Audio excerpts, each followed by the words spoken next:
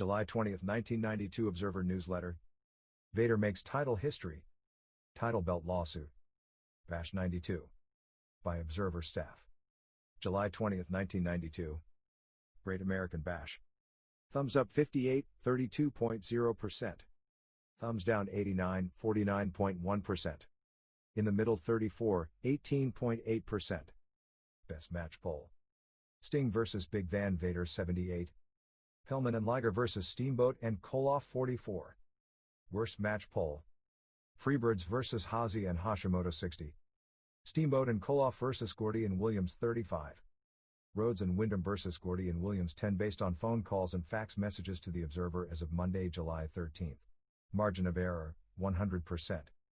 Big Van Vader most likely became the first wrestler in history ever to win world heavyweight titles in 4 countries on July 12 in Albany, Georgia at the Great American Bash when he defeated Sting for the WCW crown.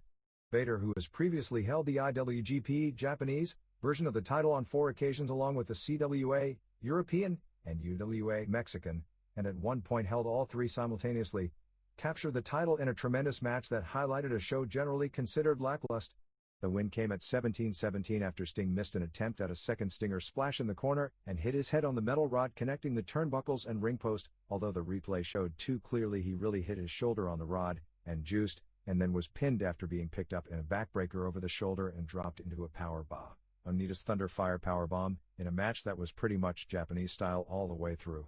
Both wrestlers earned high marks for putting on a top-notch performance and in popping the crowd that could be charitably described as comatose during the rest of the show from the start to the finish of their match. From the hints at the show, it appears Vader will be a short-term heel transition champion between Sting and Ron Simmons. During the match, they showed on television Simmons watching the match intently. While there is nothing I'd call reliable on this, my personal gut feeling is the Simmons-Vader match will take place at a house show, Omni, before the next pay-per-view rather than wait for the October 25th pay-per-view, but who knows? And speaking of that date, Halloween Havoc was moved from October 31st in Chicago to October 25th at the Baltimore Arena, in a decision made because it was felt a pay-per-view on a Halloween Saturday night because of Halloween parties, and trick-or-treating wouldn't do nearly as well as a show the Sunday before. As far as the live site, the change apparently was simply because they had Baltimore booked originally on October 25th and Chicago on October 31st, and Baltimore has been a better city for WCW than Chicago anyway. In addition, WCW is going to attempt to run almost all its pay-per-view shows on Sunday nights since the June 20th pay-per-view on a Saturday night bombed so badly. In addition, the theory is to take advantage of using all the weekend television to build toward a Sunday night big show. I'm sure there will be plenty of discussion everywhere over the next few months regarding the decision to build the company around Simmons, provided that is the direction long-term, although it appears he'll be given the first chance at being top dog. My only feeling is this. If it draws money, it's a good decision. If it doesn't, it's a bad one. It's quite obvious what the motive is here, and Bill Watts was very successful in the early 1980s building a promotion in 5 states around the Junkyard Dog. Part of the appeal, inarguably, is that dog was black. Well, he still is, but you get the drift. But if you think it was just his skin color that was the reason it was successful, it would be every bit as silly as saying that Bruno Sammartino's success in the Northeast was strictly because of his Italian heritage and not crediting it to personal charisma, which is the real reason both men drew money, and not their heritage, although heritage was a factor, but only because of the charisma that was there. If that was the case after Sammartino retired, then Tony Parisi or Sal Bellomo could have come into Boston, New York and Philadelphia and drawn consistent sellouts, which wasn't even tried since it's a ludicrous idea. Junkyard Dog was one of the most charismatic wrestlers during that time period.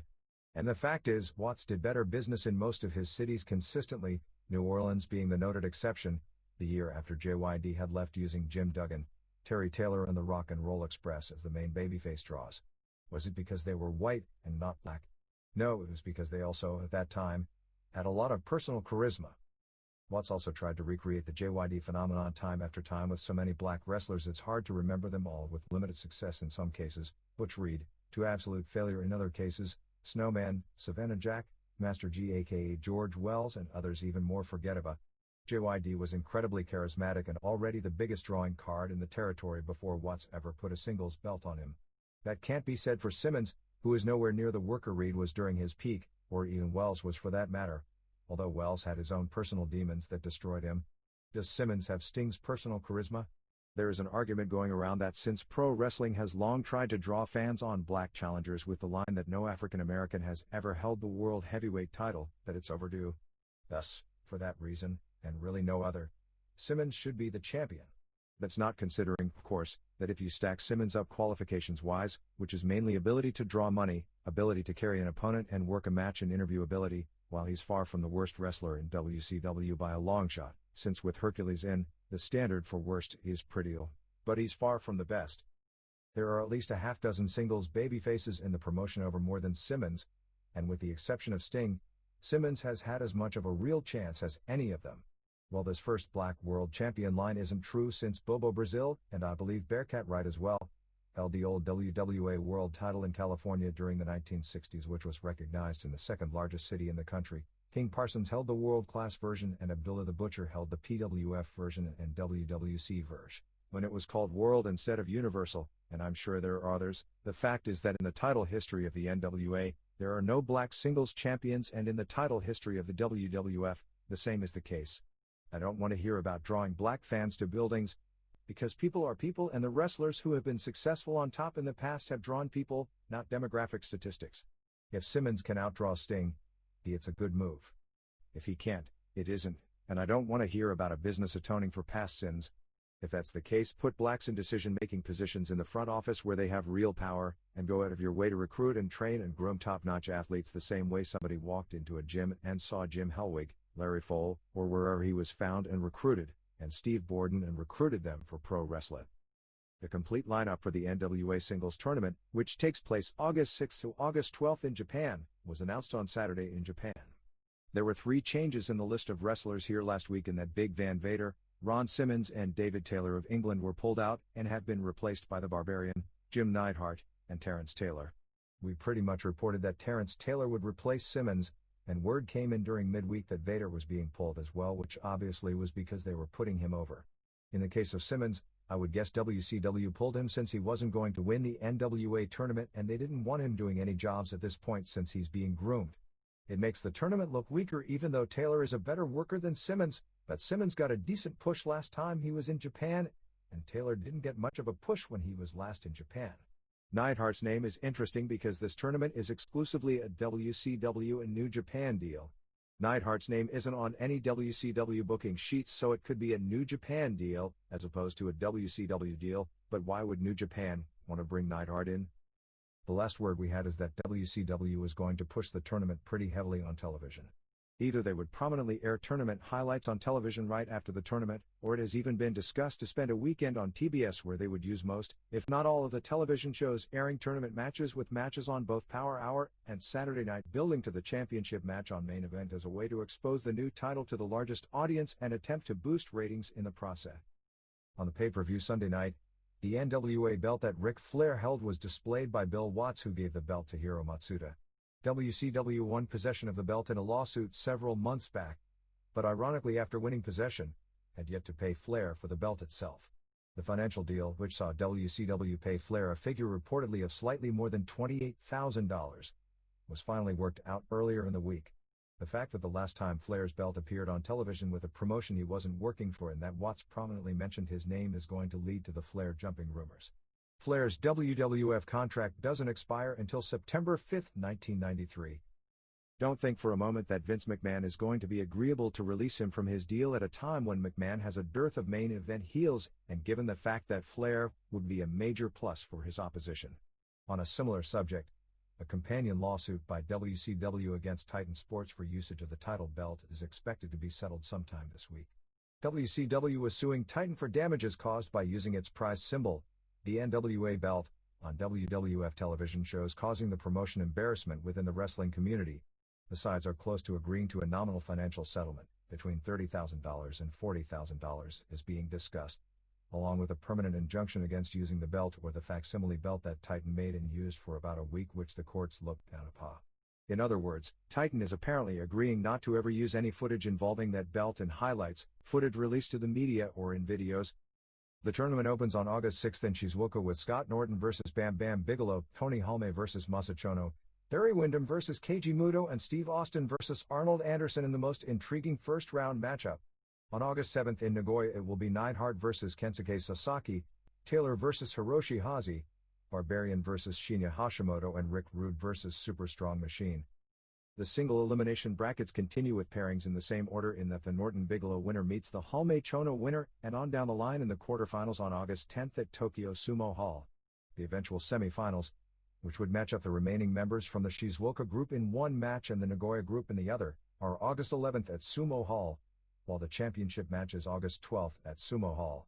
Although the lineup on paper doesn't look that attractive, the event will almost surely sell out all 5 nights with $79 ringside. The NWA title has been considered the real world title in Japan since the 1950s when Lou Thesz first brought the title in and wrestled Rikidozen, and many champions, in particular Harley Race, Dory and Terry Funk became legends in Japan because of the belt. It was also announced on Thursday in Japan, but not in the US, that Seiji Sakaguchi is the new president of the National Wrestling Alliance. The last official president would have been Jim Herd or Jack Petrick, who must have resigned in the middle of one of Bill Watts' angles. Paul E. Dangerously won't be making the trip to Japan even though almost his entire group is in the tournament, however Medusa will. All matches in the tournament are one fall 30 minutes, but in reality no time limit in that if time runs out, they restart the match until there is a finish. I suspect there will be clean finishes in every match. Figure quarterfinals as Norton vs. Chono, Muto vs. Austin, Sasaki vs. Hazi and Hashimoto vs. Rude. Looking from there, it looks like either Muto or Chono in the finals against Rude. The Great American Bash pay-per-view show took place July 12th at the Albany, Georgia Civic Center before a packed house of nearly 8,000 fans, roughly 4,000 paid with a gate of more than $45,000. Very preliminary estimates of the show did, among the few systems we've gotten reports from approximately the same to noticeable decreases on pay-per-view compared with Beach Blast, or probably in 0.32 and 0.4 buy rate. Given that this show, aside from Sting vs. Vader, had advertised matches with no box office appeal and wasn't well promoted until the final weekend, it seems this is about as low a level as a WCW pay-per-view is going to do under these market conditions. The freebies turned into a major local news story in Albany which was carried statewide on the wire services because there were so many giveaways in order to fill the building that thousands of those who had freebies were turned away at the door, some of whom arrived at the Civic Center as early as 9 a.m. and waited until 6:30 p.m. only to be turned away. Civic Center management refused to be interviewed on camera for local television news stories but did admit that half the crowd was composed of those getting in free with coupons, apologized to those who didn't get in and said that on the coupon it did say tickets were subject to availability. If the card showed anything, we are in for a major change in direction. A lot more mat work and working holds. Less high spots but more attempt at athletic realism. In other words, the US wrestling scene is going to have two promotions going opposite extremes with nothing in the middle. This total re-education process toward a sports-oriented rather than entertainment-oriented emphasis, if it does work, is going to take some time and, like it or not, it at least is a direction. After years of having no real direction, that is a positive. Judging from the crowd reactions at the show or lack thereof, those live appear to be bored, with little response for anything aside from the first match and Sting Vader. On the messages to hear, the word used more than any other was simply boring, with no real complaints about the show other than that one dreaded word. The booking and storylines were focused. The matches all had clean-cut winners and everyone did jobs to clean moves. There was none of this fear of having the top babyfaces lose cleanly. Clearly, we are entering a period of real unpredictability in the results of the big matches and people will be educated that when it looks like the top face was hit with a devastating move, he may actually get pinned, so it should put more suspense into the matches.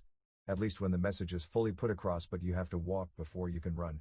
The announcing was great in trying to put over the holds, and also entertaining at the same time. But with everything that has improved and with all the garbage that has been eliminated, the matches, with two exceptions, were dull. Not technically bad, but no excitement and too long with no excitement. 1. Rick Steamboat and Nikita Koloff beat Jushin Liger and Brian Pillman in 1925 when Pillman came off the top rope, legal in every match but one because of NWA rules, with a crossbody and Steamboat rolled with it for the pin. This match showed flashes of brilliance but was nowhere near the caliber of what one would expect with Steamboat, Liger and Pillman as three of the four contestants. They worked on Koloff's arm early and he didn't sell it well. Liger did a perfect moonsault on Steamboat as the highlight of the first half of the match, which was slow-paced. Steamboat and Koloff worked on Liger, however Koloff killed the heat and action once the match got going every time he tagged in. Pillman made the hot tag at 13 minutes but his timing with Koloff was way off on some spots, but he got a convincing near fall after a dropkick off the top rope which the crowd even believed he was going to win with. Basically, Pillman was all action with some great moves and some missed spots. Steamboat worked well, but wasn't spectacular. Liger was nowhere near his usual level but probably wasn't allowed to be anyway, and did no mind-blowing flying moves, but he's so talented that he still was the third best performer on the show. And Koloff didn't ruin the match but he was pretty bad. 3 stars 1 quarter. 2. Hiroshi Hazi and Shinya Hashimoto beat the Freebirds in 9:16 when Hazi pinned Jimmy Garvin with a Northern Lights suplex. Great to see the return of Nick Patrick, who was in a severe auto accident earlier this year, as referee. Total clash of styles, although Freebirds seem to clash with almost any style now. No heat, but I'm a free bird, and that's my excuse. Hashimoto replaced Akira Nagami, who suffered a legit eye injury. In fact, to prove it was legit, WCW got footage from Japan of Nagami having his eyes examined. At least that's what they wanted you to believe. He was really just looking to get free SWS tickets. Credit that joke to Evan Schlesinger, Great Neck, New York. Next time they try something like this, which maybe never, hopefully they'll try and get the foreign teams over on television. 1 star 1 quarter. 3. Dustin Rhodes and Barry Windham beat Rick Rude and Steve Austin in 1916 when Austin tried to piledrive Windham and Rhodes came off the top rope with a clothesline. Started slow. Rhodes did the cool tombstone reversal on Rude. Medusa was at ringside instead of Paulie Dangerously, who wasn't even booked on the show. He's kind of in the doghouse right now, but theoretically one had nothing to do with the other. The first match didn't pop big because it was face versus face, the second because it wasn't good and the fans weren't familiar with the Japanese. But then the crowd didn't react in this match either. Windham was controlled on the mat to the point it got boring with constant wrist holds. Rhodes finally made the hot tag and they went to the finish with the heels selling great in the last minute. 1 1/2 star. 4.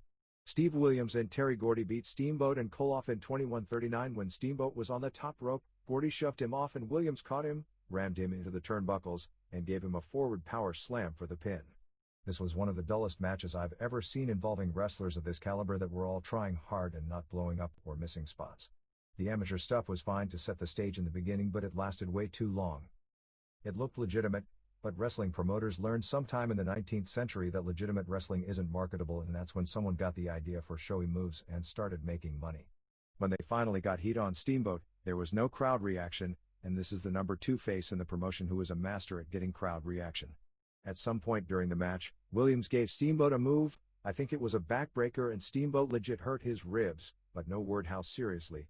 Koloff made the hot tag at 14:45, but he was then controlled on the mat until making a hot tag to Steamboat several minutes later and Steamboat came in for the finish. Dud. 5. Rhodes and Windham beat Hashimoto and Hazi in 14:55 when Windham pinned Hazi with a lariat. First half of the match was all scientific and not bad, even though again no crowd reactions. The Japanese did so many moves US fans aren't educated to yet. Actually, from a technical standpoint, this was a good match. Rhodes was punished until Hazi missed a double knee drop off the top and Rhodes made the hot tag to Windham, who went to the finish. 2 stars. 6. Big Van Vader pinned Sting in 17:17 to win the WCW title. Hot match all the way with Vader going up for several suplexes. Given what was going to happen, it was the perfect storyline since Sting destroyed the invincible monster from the beginning since he was doing the job. Vader didn't get an advantage until 6:51 when he squashed Sting as Sting attempted a sunset flip, but Sting kicked out of a big splash that looked like the finish. Vader eventually caught Sting in the Scorpion. The reason Vader didn't bend down while applying the hold was because his knee is still in bad shape, so he actually did the hold standing up. Sting kicked out of a power slam as well. Sting made a comeback using a Kopo karate kick, face crusher and DDT.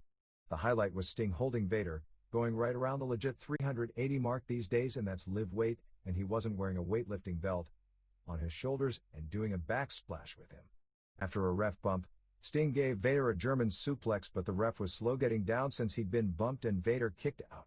Sting did a stinger splash, but missed the second and hit his shoulder, which was supposed to be his head, on the rod and juiced. Sting kicked out of the first pin attempt, but acted woozy and swung wildly, and Vader used the power bomb finisher. 4 stars. 7. Gordy and Williams beat Rhodes and Windham in 21:01 to win the NWA Tag Team title. The Steiners came out at the beginning of the match, only to be sent back by Ole Anderson and Doug Dillinger. Rhodes was controlled on the mat for most of the first half of the match until Windham made the hot tag and it sounded like 2 fans popped. They quickly cut him off and he was controlled for about 6 minutes until Rhodes made the hot tag, and this time it sounded like 3 fans popped. Rhodes was then cut off. After 20 minutes of sudden death, they picked things up with a few near falls before Williams pinned Rhodes after a clothesline with Rhodes taking a nice spin bump. 3/4 of a star.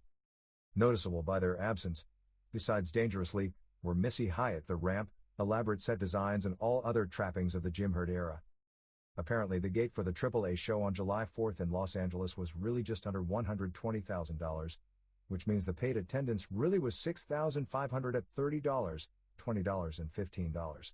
It would be the second largest non-WWF gate ever in California. Given the rich history of California wrestling, that is really saying something.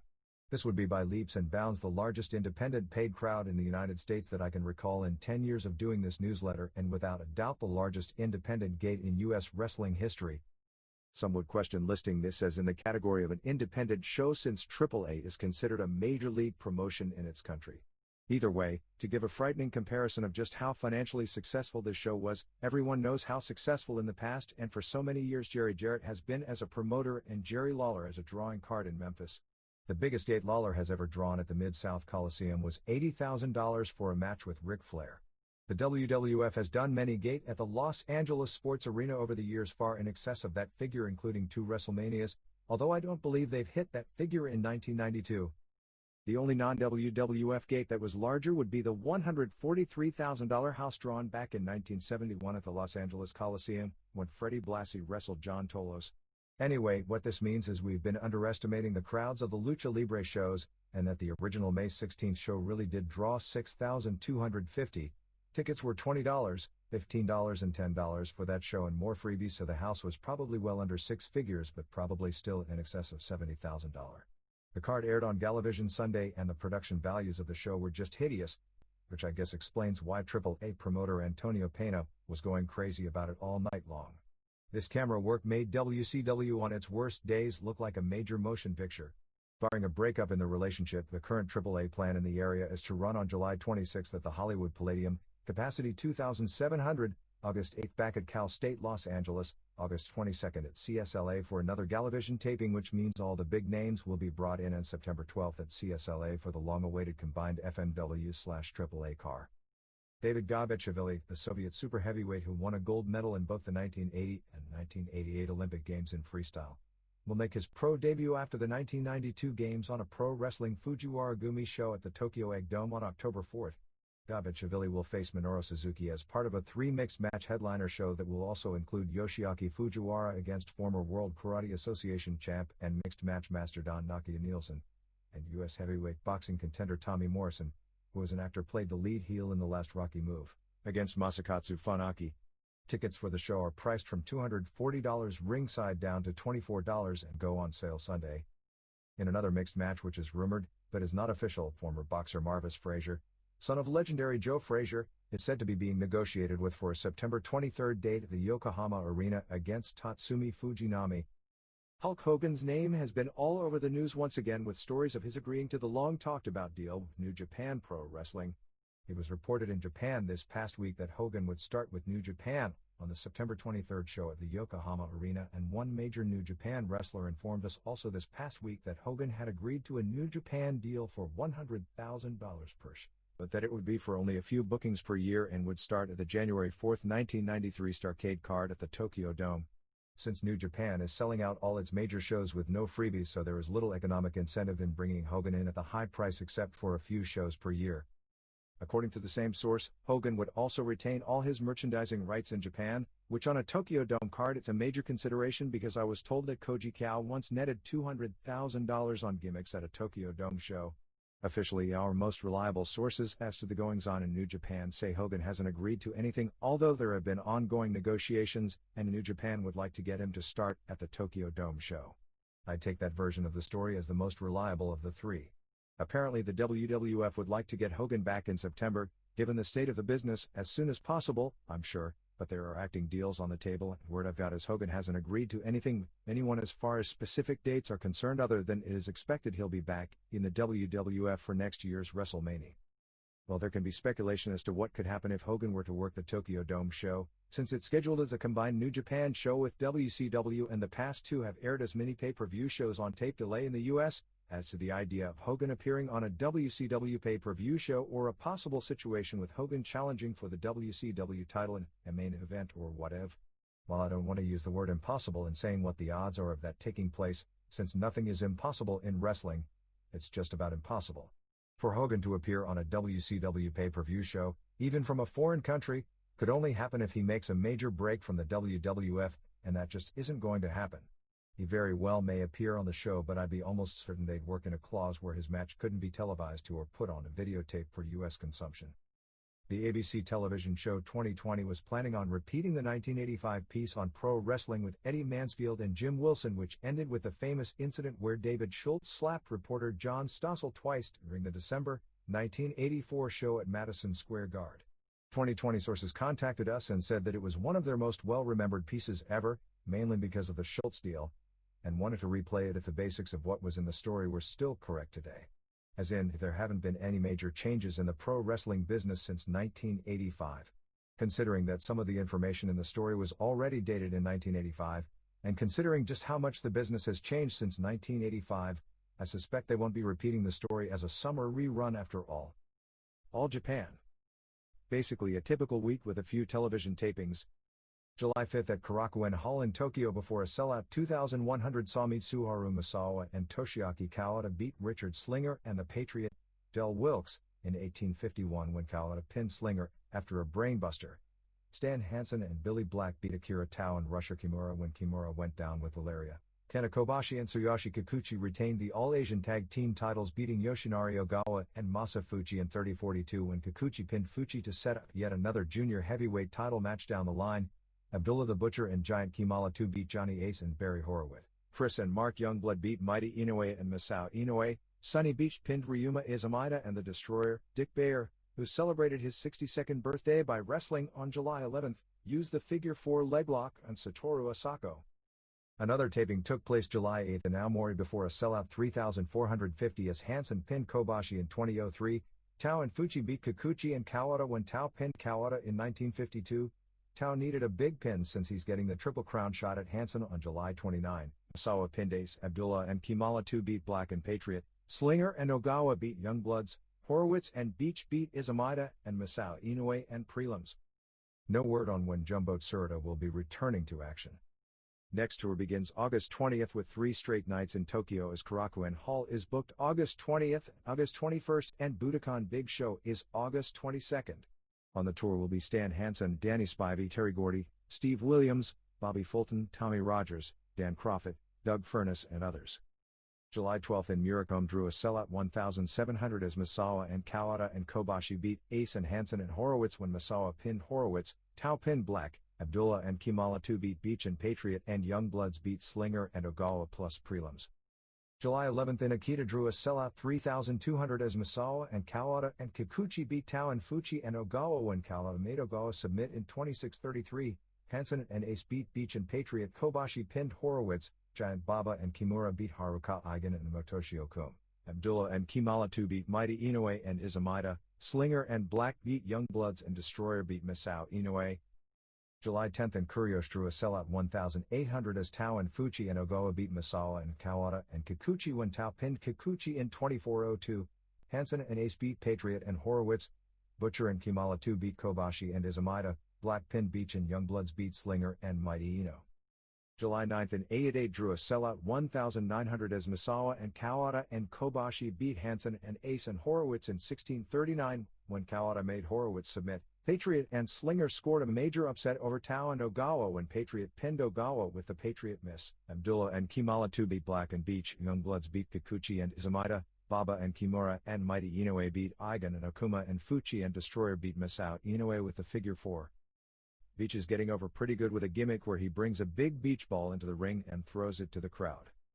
All Japan has been criticized because Horowitz is using 2 live crews pop that Kuchi as his entrance music.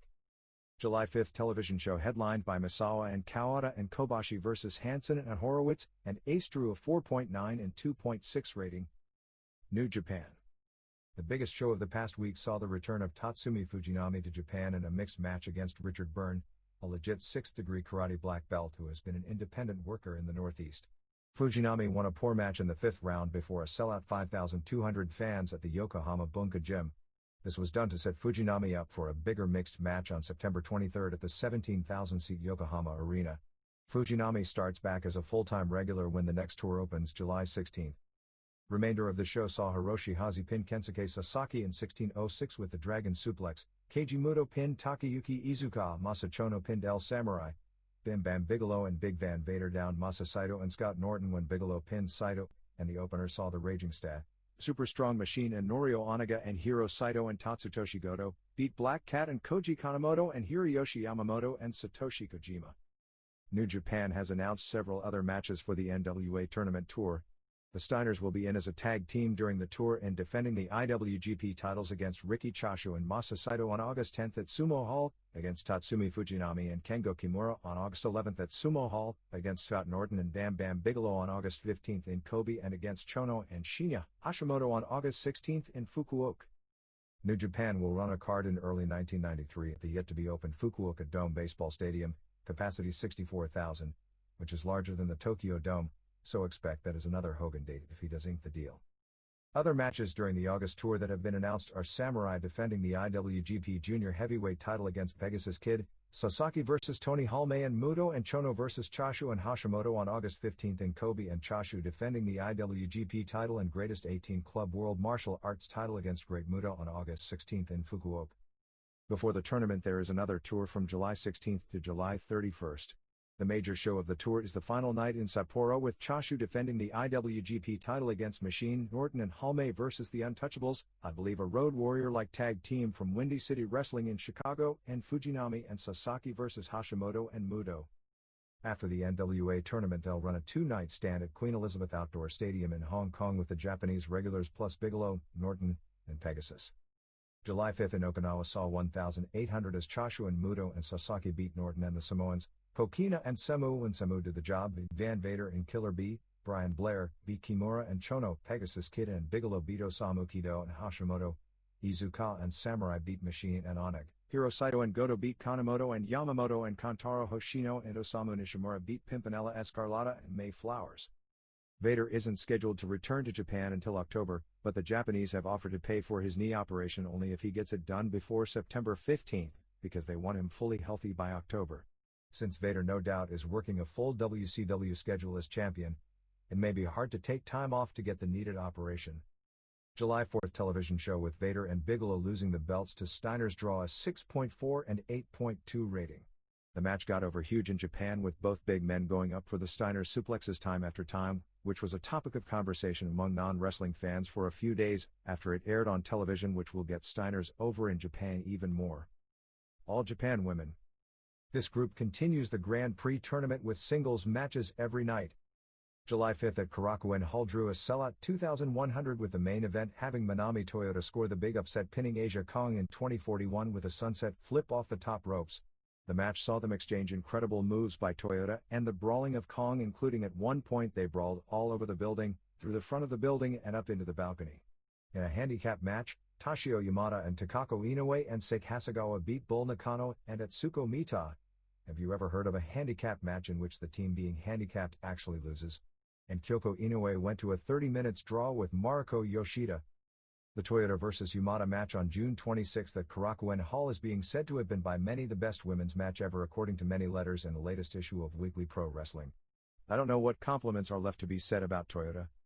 The next major show, well actually it just took place on Wednesday night, July 15th, at Tokyo's Ota Ward Gym has Toyota and Yamada defending the WWWA World Tag Team titles against Kong and mystery partner, Nakano defends WWWA/CMLL World Women's title against Akira Hokuto. Kyoko Inoue defends All Pacific title against Terry Power, Yoshida defends Japanese title against Hasegawa, Yoshida working 2 straight matches, defending titles in both, and Takako Inoue defend Japanese tag team titles against Mima Shimoda and Debbie Malenko and Yumiko Hata and Suzuka Minami and Cynthia Moreno versus Atsuko Mita and Kwaro Ito and Miori Kami. Hata and Minami start for EMLL in Mexico as a tag team right after this show, beginning on July 17th at Arena Mexico. Kong will also tour EMLL in September. Fuji Television is sponsoring a one-night tag team tournament in December in which they have ballots out and fans can vote for their dream tag teams, which means that they can pick Asia and Bull as partners or whatever. July 7th in Tokyo saw Yamada and Kyoko Inoue over Nakano and Tomoko Watanabe, Toyota pinned Minami, Kong and Kamiya, and Power beat Shimoda and Yoshida and Hasegawa. July 8th in Inzawa before a poor crowd saw Hata beat Hasegawa and Kong and Power, and Kamiya beat Yoshida and Toyota and Shimoda. July 10th in Amagasaki drew 2,100 as Toyota pinned Hata in 16:19 to keep the IWA title with the Japanese Ocean Cyclone Suplex, kind of a combination German suplex and pile driver. Yoshida kept the Japanese title beating Bat Yoshinaga, Nakano and Yamada, and Malenko beat Power and Kamiya and Ka. Hasegawa pinned Kyoko Inoue in a big upset, and Takako Inoue pinned Minami in another upset. July 9th in Toyokawa saw Kong pin Minami, Power pinned Kwaro Ito, Yamada and Toyo beat Mita and Nakano, Kyoko Inoue and Takako Inoue and Yoshida beat Shimoda and Hasegawa and Malenko. Other Japan notes. Among the plethora of super shows will be War Tenryu's group, having its first major show on September 15th at the Yokohama Arena, and they've advertised having the 10 biggest names in the WWF on the show, including a WWF title defense, champion not mentioned since it'll probably be Ultimate Warrior by that. I guess the sponsors are putting up a ton of money for this because the WWF has canceled several house shows already on the books for that week in the United States. It was officially announced that the FMW September 19th Kawasaki Baseball Stadium show will be headlined by Atsushi Onita vs. Tiger Jeet Singh. FMW is trying to work with several smaller groups like All Japan Women, Universal, AAA from Mexico, and even War to have a mixed lineup to enable them to pack the 35,000 seats. Tickets are priced at $80, $56, and $40. JWP ran Korakuen Hall on July 9th with Devil Masami beating Cutie Suzuki and Mayumi Ozaki beating Dynamite Kansai. Major size difference since Ozaki is maybe 5 feet tall and Kansai, formerly Miss A, is 8 inches taller and built like Nikita Koloff. They are having a Devil Masami night on September 6th at Korakuen Hall and selling a super ticket for the show, which consists of ringside seats, dinner, drinks, and a personal interview with Masami for $200. JWP is going to crown a women's champion during September. Hikamasa Wakamatsu will be working as a manager for George Takano's Now. PWF on July 27th at Hakata Star Lanes has Masakatsu Funaki vs. Bart Vale, Minoru Suzuki vs. Dwayne Kozlowski, amateur wrestler from 1988 U.S. Olympic team, Wayne Shamrock vs. Jerry Flynn, and Fujiwara vs. Nanyev, 23 years old, Soviet Union. 1991 silver medalist as a heavyweight in the European Freestyle Wrestling Championships. Universal announced a September tour from September 4th to September 12th. UWFI on July 12th in Shizuoka drew a sellout 4,500 as Gary Albright and Mark Silver beat Kiyoshi Tamura and Kazuo Yamazaki in 1849 when Tamura was knocked out after Albright's German suplexes. Nobuhiko Takada made Steve Cox submit with an armlock in 6:27. Yuki Miyato beat Masato Kakihara and Mark Fleming, and Yoji Angio beat Tatsuo Nakano and Tom Burton. Some rumors of UWFI and Rings promoted a major card together. Wing announced its biggest tour ever from August 14th to August 24th with Mil Mascaras, Connect, The Headhunters, The Iceman, Ricky Santana, Super Invader, and Jason the Terrible. Mascaras vs. Connect in a singles match on August 15th in Kawasaki. Japanese television rundown. June 27th New Japan. 1. Hazi pinned Sasaki in 15:15 with the Northern Lights suplex. They did a lot of mat work early with Sasaki controlling the match with the sleeper. He also juiced at 7:30 from a series of headbutts. They started doing big moves A30. Hazi won doing 5 straight Soviet judo suplexes before hitting the Northern Lights suplex as a finisher. 3 stars. 2.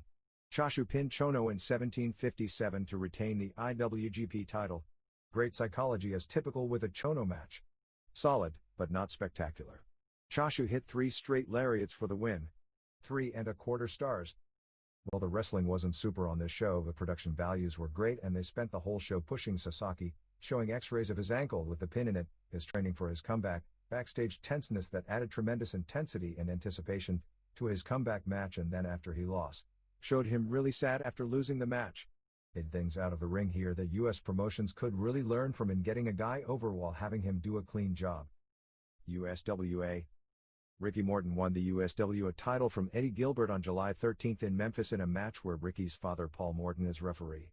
Morton won the match with a backslide, but after the match Gilbert handcuffed him to the ropes and gave Paul Morton, a retired former ref in the territory for about 100 years, 2 piledrivers while Ricky was forced to watch. In other results, Jerry Lawler and Jeff Jarrett and Jackie Fargo beat Moondogs and Richard Lee when Fargo pinned Lee. Tom Pritchard retained the Southern title beating Brian Christopher. Eric Embry beat Mike Samples via DQ when Christopher attacked Embry and beat him bloody using a metal coat hanger. Billy Travis beat Mike Miller in a match where either Travis or Lauren Davenport would have to eat dog food afterwards, so Lauren ate the Alpo, and the Hornet pinned Tony Fall. June 29th in Memphis saw Tony Falk beat Candyman, Mike Samples beat the Hornet, Mike Miller beat Dirty White Boy, Tony Anthony, via DQ in a match in which the losing valet Kim got 10 lashes from the winning valet, Lauren Davenport. Tom Pritchard beat Brian Christopher to win the Southern title. Eddie Gilbert beat Pritchard to keep the USWA title when Christopher caused Pritchard to lose. Moondog Spike no-showed the match with Gilbert and seems to have left the area again. And Jerry Lawler and Jeff Jarrett won the USWA tag titles from Moondog Spot and Cujo with Jackie Fargo as ref. June 30th in Louisville saw Hornet beat Miller via DQ, Davenport beat Kim, Pritchard DDQ Christopher, Moondogs beat Jarrett and Billy Travis via DQ, Gilbert pinned White Boy and Lawler beat Samples via DQ when Gilbert interfered. July 6th in Memphis saw a tournament to determine the number 1 contender for Pritchard's Southern belt as Travis beat Miller, Samples beat Hornet, Falk beat Jeff Daniels, Christopher beat Eric Embry, Travis beat Samples, Christopher beat Falk and Christopher beat Travis to earn the shot on July 13. Also Gilbert kept the USWA title pinning Ricky Morton due to outside interference from Davenport, and Moondogs regained the USWA tag team titles in a match where Richard Lee put up his hair beating Lawler and Jarrett when Lee threw a blue liquid in Jarrett's eyes which led to the pin. On Memphis Live Television July 11th, Gilbert had another title defense against Morton. This match went to a 10-minute draw and Gilbert said that he wanted 5 o'clock more. Morton agreed and Morton pinned Gilbert in another minute with a roll-up. Decent match overall. Gilbert then claimed he was still the champion because he said the title was only up for the first 10 minutes, and Eddie Marlin came out and said Gilbert was right but ordered a rematch on July 13th, and Morton asked for a stipulation and said he wanted to pick the refs so he could get a fair shake, and Gilbert said no, he didn't want a special ref like Jackie Fargo or Lawler. Morton said it wouldn't be an ex-wrestler but it would be a real ref. Finally Gilbert agreed after being assured it wouldn't be an ex or current wrestler, so Morton said the ref would be Paul Morton, and Gilbert freaked out. Moondogs beat Embry and Falk and were demolishing them when Jarrett made the save for the DQ. Lawler wasn't at television since he was working in Indy near Cleveland. Highlight of the show saw Christopher talk about his video and said that Pauly Shore of MTV fame was there and that they were going to put his video on MTV. Shore then came out and told Christopher that his video sucked and Christopher chased him around the studio. Christopher then wrestled his ex-tag partner Tony Williams, and Williams kept having him nearly pinned until Christopher won with his feet on the ropes. The final television match saw Hornet and Travis versus Miller and Samples, and Davenport smashed Alpo Dogfoot in Travis' face while Hornet was tied up until Jarrett again made the save. This set up the July 13th match. Smoky Mountain. The television show that airs this coming Saturday was taped on July 6th in Benton, Tennessee before 200 fans. Commissioner Bob Armstrong talked about a match on August 8th in Johnson City, Tennessee between the Heavenly Bodies, Stan Lane and Tom Pritchard, versus Fantastics, Bobby and Jackie Fulton, in a barbed wire cage match with Armstrong as referee. Brian Lee talked about his SMW title defense against Dirty White Boy on the same card with the title up against White Boy leaving town, and White Boy freaked out until Armstrong showed him he'd signed an open contract. Robert Gibson had a singles match against Jimmy Golden, ending when Robert Fuller debuted and he and Golden destroyed Gibson. They announced an I Quit match for Johnson City between Tim Horner and Buddy Landell, and Horner mentioned Landell had disappeared to explain his recent no-show. Television main event was Dixie Dynamite vs. Killer Kyle, doing the Big Bubba gimmick, with the mask against the violin case. Dynamite won the match and got the violin case and opened it up, and the only thing inside was a roll of tape. Kyle jumped him, pulled out the tape and taped up his fist and destroyed Dynamite. Fuller and Golden came out at the end of the show and said they destroyed Gibson for good. Ricky Morton will be coming in and reforming the Rock and Roll Express with Gibson to feud with Fuller and Golden. July 10th in Whitesville, Virginia saw Hector Guerrero beat Golden via DQ. Gibson beat Joe Kazana, Horner pinned Landell, Lee pinned White Boy to keep SMW belt, and Bodies beat Fantastics via DQ to keep SMW tag belts.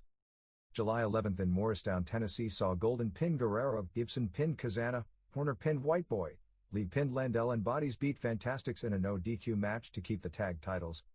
July 12th free show in Durango Park in Knoxville, which included the Miss Smoky Mountain Wrestling Bikini Contests, saw Fantastics beat Kyle and Kazana, Lee pinned White Boy, Gibson and Horner beat Bodies in a non-title match when Jim Cornette's interference backfired.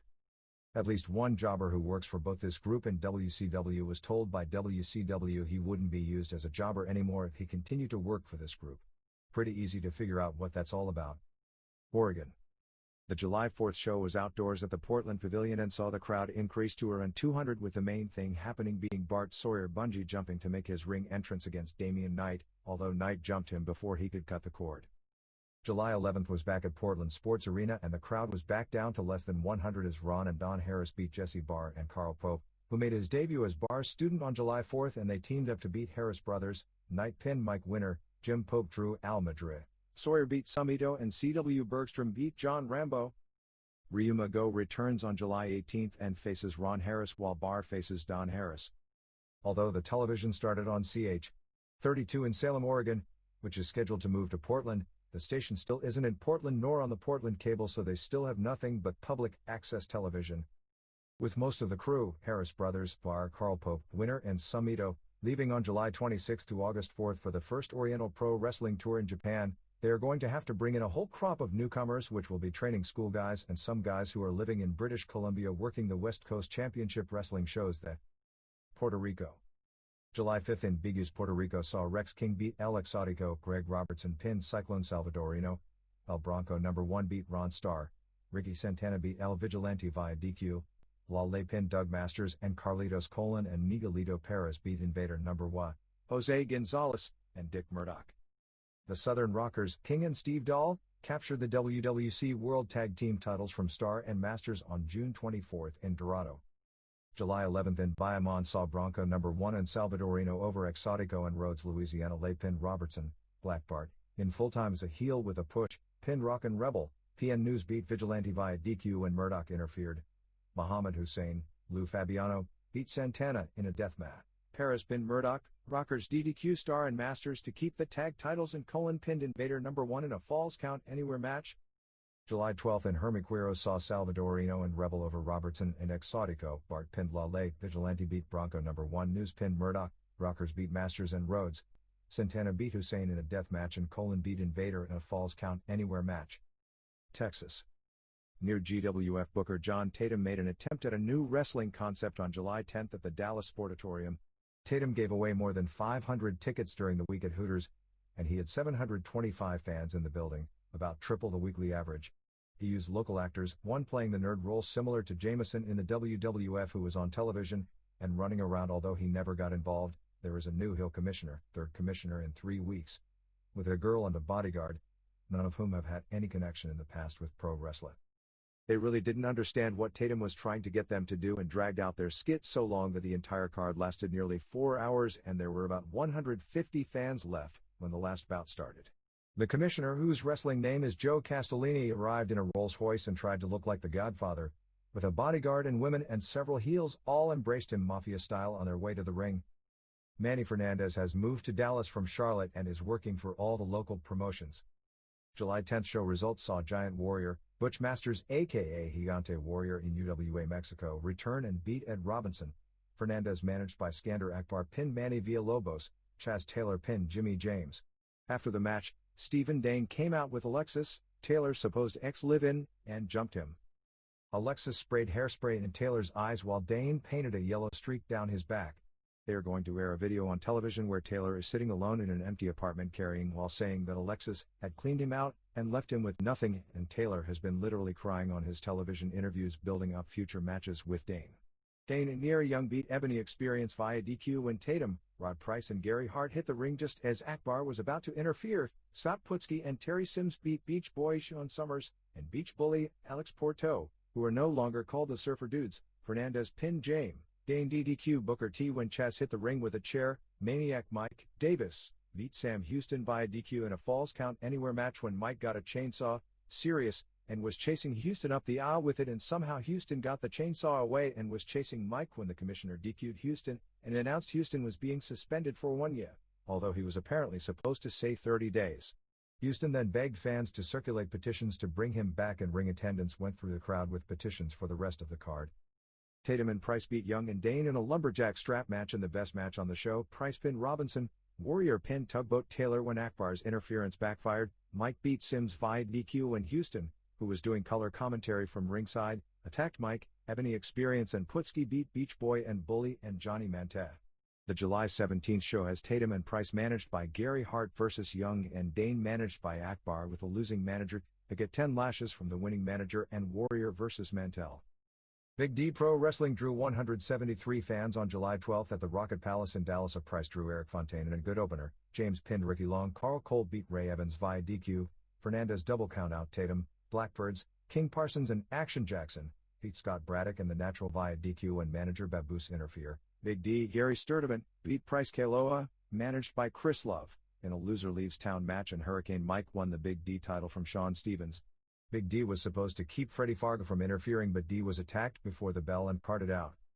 He came back for the finish as Fargo tried to interfere, but Big D hit him with his light heavyweight title belt and pushed Stevens off the top rope, and Mike pinned him. July 19th has a rematch for the belt on top, Blackbirds versus Braddock and Natural, Fernandez versus Tatum in a lumberjack match and more. Eddie Gilbert is scheduled to debut for this group on July 26th.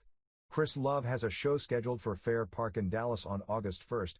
Gary Sturdivant is now running Lucha Libre shows every Thursday at the Rocket Palace and drawing about 300 fans per week. Here and there. Great Lakes Wrestling ran its annual big show on July 11th in Willowick, Ohio as Ron Cumberledge beat the Bounty Hunter, Demon of Darkness beat Executioner, Tommy Rich pinned Sam Houston, Ivan Koloff beat Psycho Mike to win the Great Lakes title, Jerry Lawler DDQ Koloff in a match billed as the USWA title versus Great Lakes tight. I know you are going to tell me that Eddie Gilbert is the USWA champion, not Lawler, but this is wrestling. Rockin' Robin beat Candy Divine, Vladimir Markov beat Tank Sherman, Lawler beat Kimala via DQ, the same famous Kimala who fulfilled this previously scheduled booking despite going into the WWF, which says something for him. To keep the title he doesn't hold when Koloff interfered with a chain and Cumberledge won a battle royal. Quick correction regarding the initiation of the name Buddy Rogers in the recent Rogers bio here. Buddy Rogers was actually a movie actor in the 1930s before Herman Road took the name as a wrestler. Buck Rogers was the science fiction character. It was nice to see WCW acknowledge Rogers' death on its television show, although I really think more should have been done considering what an important figure Rogers was to pro wrestling. Not that I expected any different, but it speaks volumes for Vince McMahon to not even mention Rogers' death on any of his shows, considering that in 1963, Rogers was literally dragged out of the hospital after a heart attack to drop the strap to Bruno Sammartino for Vince's father. It's been said a million times before, but it's really sad when you compare the sense of history of pro wrestling in this country, where it was really invented, as opposed to Mexico or Japan. Rogers, who is probably the biggest heel drawing card in history, passed away with little mention in one national promotion and none in the other. In comparison, Giant Baba still has annual memorial nights for Bruiser Brody. February 5th is practically a national holiday in Mexico and is a national holiday in wrestling circles because it was that day when El Santo died, and that was 8 years ago. In fact, EMLL ran a big deal on its television show when René Guajardo, one of Mexico's most famous heels, died several weeks back, and it was Guajardo that was a major part of starting the rival UWA. Sadder still that the only major wrestling names at Rogers' funeral were Billy Darnell, a wrestler from the same time period who was Rogers' next-door neighbor in South Florida, George Scott, the former wrestler and booker for both WWF and the WCW, Bobby Davis, Rogers' manager during his heyday, and Larry Sharp, whose boyhood hero was Rogers and who was Rogers' business partner when they opened up the original Monster Factory in Jersey. July 4th in Cordell, Georgia drew 617 fans as Ron Garvin and R.D. Swain beat Steve Lawler and Dennis Gale in a cage match. Paul Miller beat Mike Golden, PN News DDQ Kareem Muhammad, Ray Candy Tommy Rich beat Mad Dog Joe, the Convicts beat Scott Studd and Tim Sledge, and Jailhouse Rocker beat Glenn Gilbert. Next show is August 14th with a Battle Royal featuring News Abdullah the Butcher, Chris Walker, who I guess is history from WWF, Night Stalker, Steve Lawler, and Adrian Street. The Monster Factory has moved to a new location at the Clementon, New Jersey Coliseum starting this week. New phone number is 609-784-7841. Larry Sharp is expected to start his new promotion in Florida in late September. Jerry Gray ran a show on June 23rd in Watchels, Florida with Bugsy McGraw over Terry Hart and Jerry Gray over Colonel John Murdoch in a barbed wire match. Sweet Daddy Siki gave a long tribute to Buddy Rogers at his show in Toronto's Monarch Park on July 1st. Continental Wrestling Federation drew 79 fans on July 3 in Lancaster, South Carolina. No major names on the show. Universal Wrestling Superstars on July 26 at the Elks Lodge in Elmhurst, New York has Demolition Axe vs. Jimmy Snuka plus Mike Sharp and SD Jones. For more info call 718-639-4000. Congrats to Reader Jim Davis on his remarriage early next month. North Georgia Wrestling Association on July 11 in Douglasville, Georgia drew 90 fans headlined by Sam Kent and Hillbilly Festus and Steve Lawler over Danny Dees and the Convicts. North Georgia television tapings on July 12 in Alpharetta, Georgia drew 95 fans as those put over were the Convicts, Steve Lawler, Festus, Congo the Moroccan Warrior, Lee Thomas, Tim Strong, T.A. Golden, Terry Leyland, The Punisher, Ray Lloyd, Randy Rose, The Highwayman, Jailhouse Rocker, and on the final hour for television, Punisher beat Mike Kurovich to win the Georgia title. Scott Hudson and Stephen DeTruth do the announcing for this group. The strangest thing on the taping was something that wasn't even planned. Jailhouse Rocker, Terry Gower, has had a bad shoulder and worked with a guy named Kid Vicious, who was supposed to be the jobber, from North Carolina. Vicious went after Rocker's shoulder and Rocker tried to hook him but couldn't, and Steve Lawler, Daryl Gower, Rocker's older brother, saw what was going on and ran in and beat the you-know-what out of Vicious for real. Everyone, both face and heel, tried to pull Lawler off. Tatsumi Fujinami captured the CWA Intercontinental title on July 11 in Graz, Austria as Ice Sport Hall before a sellout 4,500 fans for Otto Wann's promotion, pinning Bob Orton. The last champion was Big Van Vader, who had a money disagreement with Wands earlier this year and no longer works for him, so the belt was vacated. Both wrestlers had a hard time getting over to the Austrian crowd as face and heel since fans weren't familiar with either, but they had a solid match. The main event on the show saw CWA World Heavyweight Champion Rambo, Luke Poirier, retain his title, beating Terry Funk with a small package. The CWA European Tag Team title was also vacated. The previous champs were Chris Benoit and David Taylor. Taylor was injured, which is why he's missing the NWA tournament as well, while Benoit had too many Japan and Mexico commitments to continue to work in Europe, so Larry Cameron and Mad Bull Buster, Pitbull Rex from New Jersey, beat Steve Regal, not the US Steve Regal but a British wrestler with the same name, and Miles Zerno to become the new champs. Also, Franz Schumann beat David Fit Finlay to win the CWA middleweight title in what was said to have been one of the best matches in CWA history, and Tony St. Clair beat Klaus Koroff via DQ. Wan's next tournament starts July 14 in Vienna with Rip Rogers, Derek Dukes and Dojo Yamaha, Michiyoshi Ohara from New Japan, joining the foreign group that is already there. Don't know the date, but the last night in Vienna is scheduled to have Rambo defending his title against Stan Hansen and Schumann defending his title against Eddie Gilbert.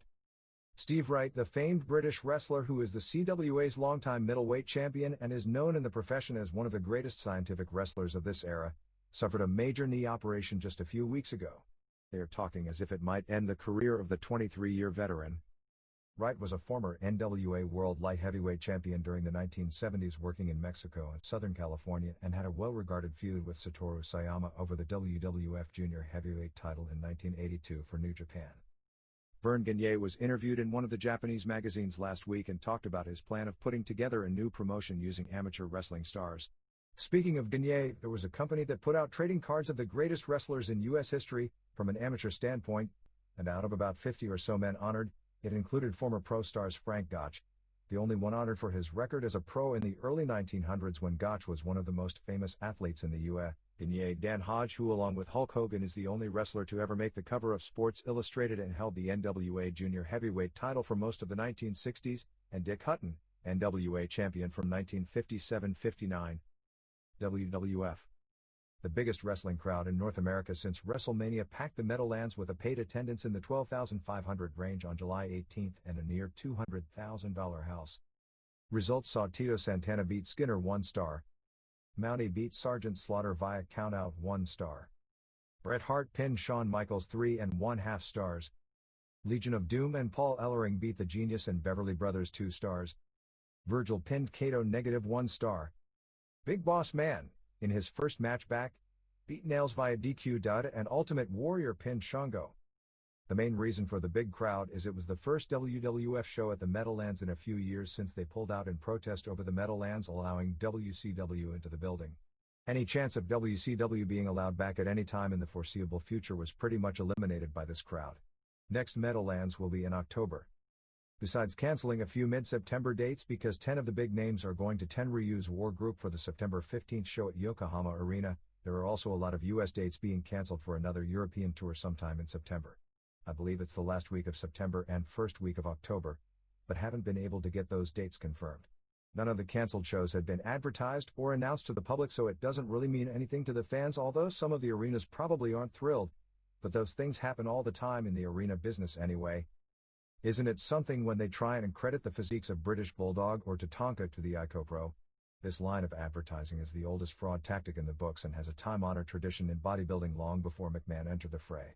So what he's doing is simply business as usual in bodybuilding, even though to an outsider who doesn't know that business, it looks like the ultimate is fraudulent advertising. This isn't meant to justify fraud, because it is that in the most basic sense of the word, but that the bodybuilding supplement industry is a direct descendant of the old carnival tent revivalist snake oil salesman pitch. Berserker returned to action this past week. He'd been out for about 10 days after jamming his shoulder in Montreal. Royal Rumble 1993 is set for January 24, 1993 at Arco Arena in Sacramento. Part of the reason for the quickie scheduling of the new European tour is to get the jump on WCW, which has a British tour scheduled for October.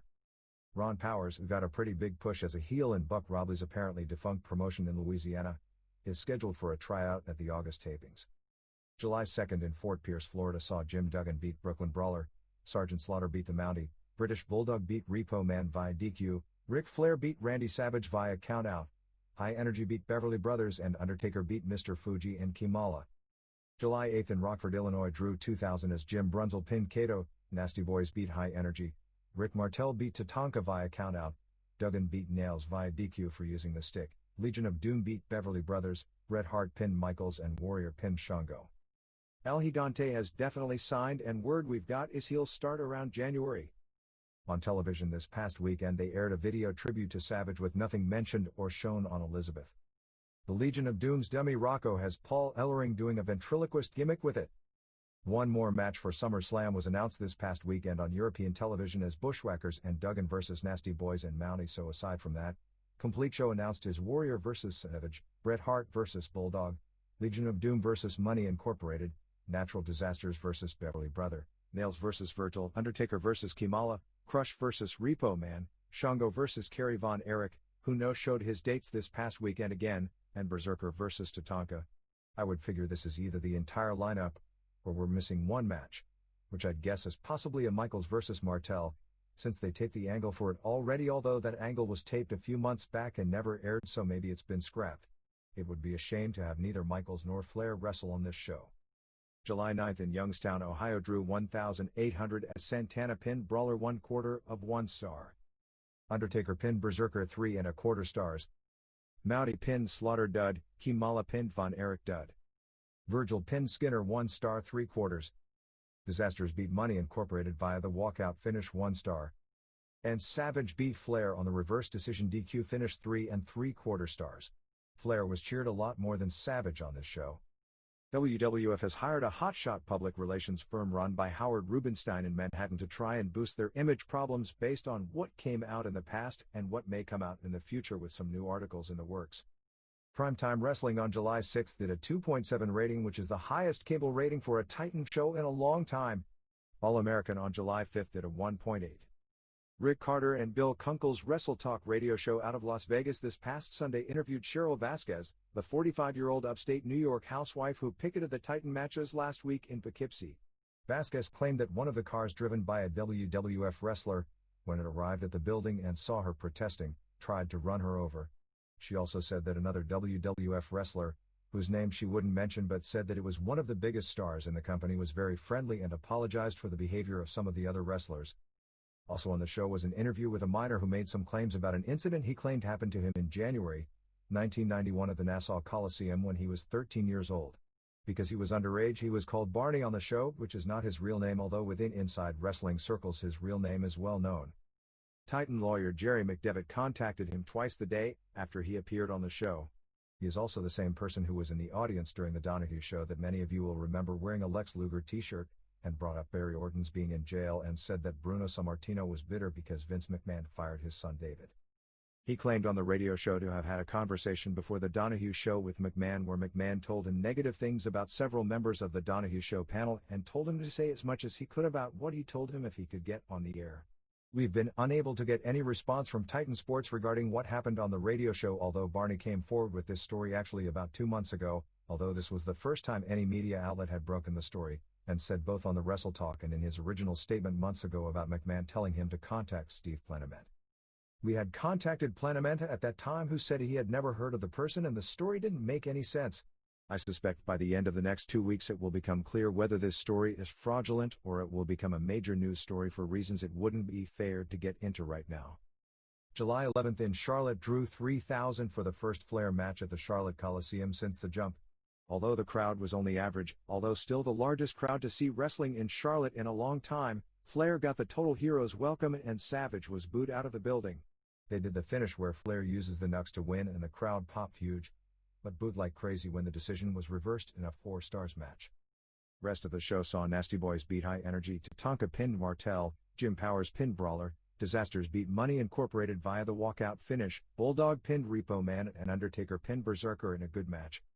July 10th in St. Louis drew 3,500 as Brunzel pinned Kato, Legion of Doom beat Beverly Brothers, Duggan beat Nails via DQ, Bret Hart pinned Michaels.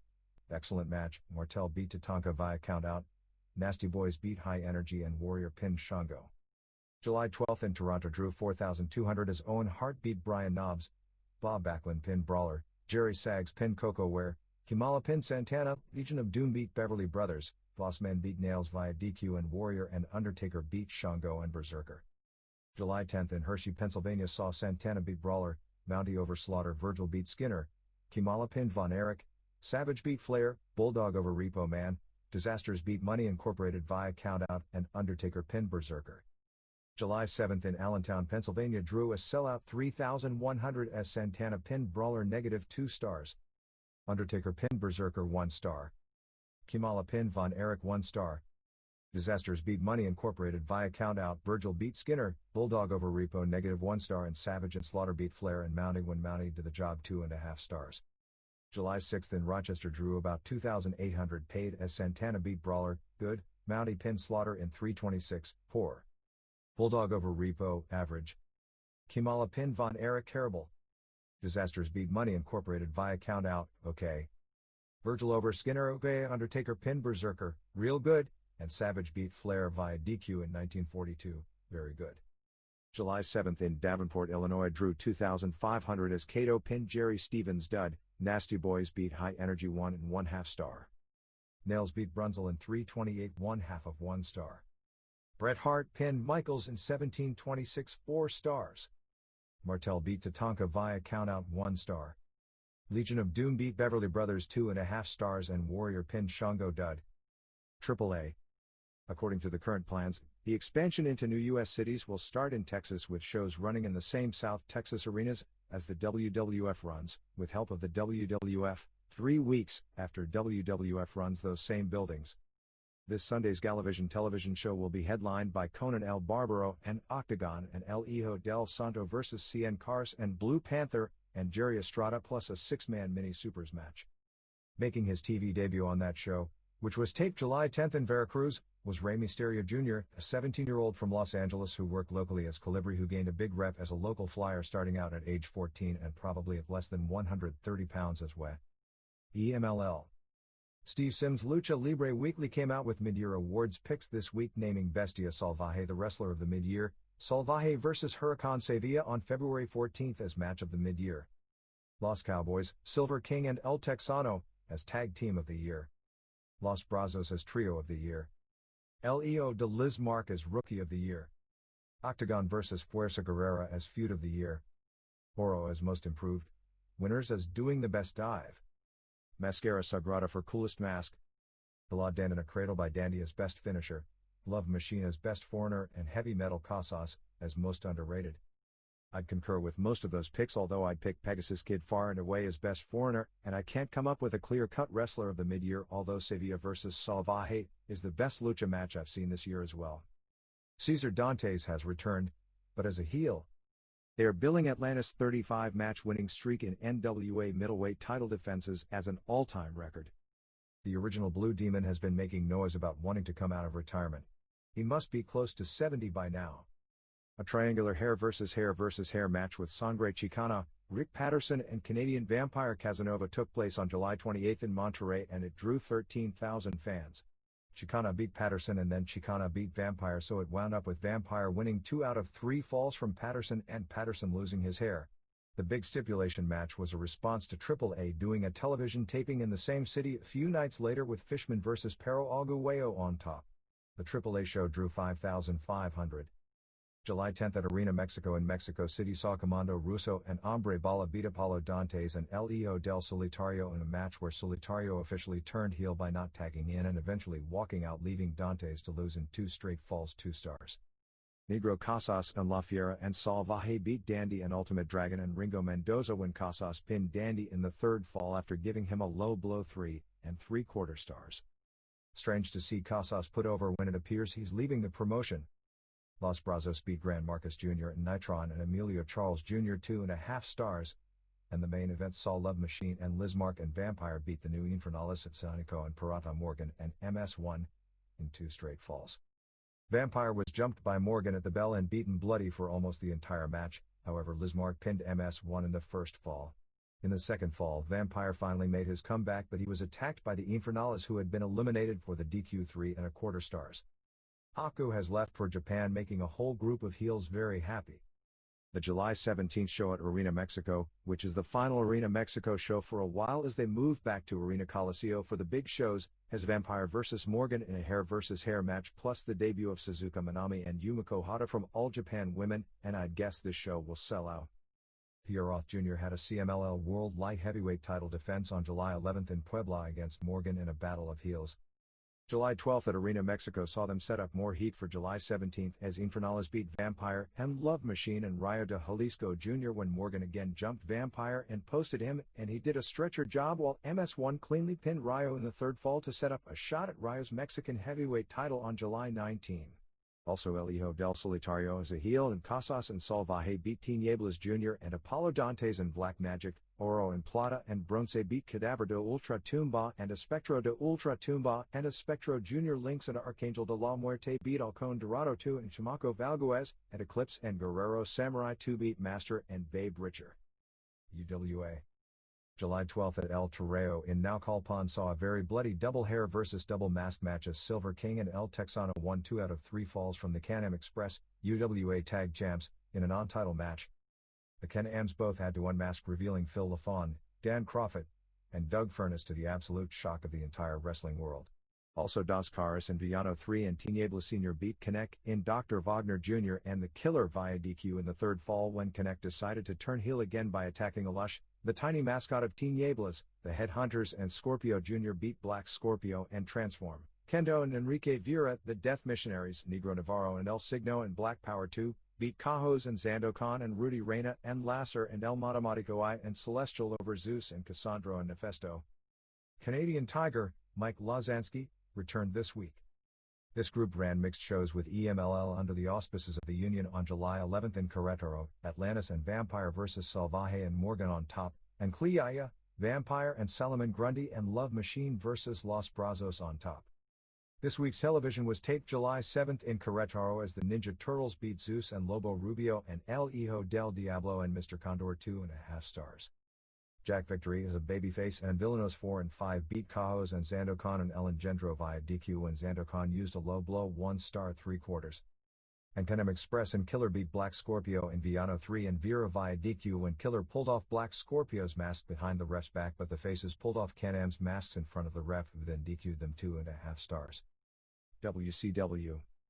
Even though the company from a wrestling standpoint is a lot more organized and seems to be focused on a direction for the first time in a long time, I've never heard of morale being at a worse level. Between all the rules, among the new ones guys are now being told specifically who they are forbidden to have contact with. All wrestlers have to remain in the building until after the main event on the card is concluded. The belief, whether true or not, that the company is attempting to run off certain guys with contracts by jobbing them into embarrassment and replacing them with the likes of the Dick Slaters and Barbarians has put a bad attitude into everyone but the few untouchable. The fear of God was put into several wrestlers when word came out that Terry Taylor's contract was eliminated. Taylor was earning a figure probably in the range of $156,000 per year and was told he wasn't being renewed but told he could stay and work for a nightly guarantee. rumored to be $300 per night, but I can't vouch for the accuracy of that figure. But since he has no scheduled bookings at present in August except for Japan, he'll basically have no income for the month. The guys under contract that seem to fit this bill are Tom Zenk, the Freebirds, who admittedly don't serve a purpose in the ring anymore, although Michael Hayes did a great job a few weeks back on color commentary and would make a great manager for Gordy and Williams, who need someone to do their talking for them if they are going to draw big money here. Brian Pillman don't know figure, but most figure his 2-year deal signed with Kip Fry early in the year with all incentives is in excess of $200,000 per, and Marcus Bagwell. Big Josh might or might not be in this category as well.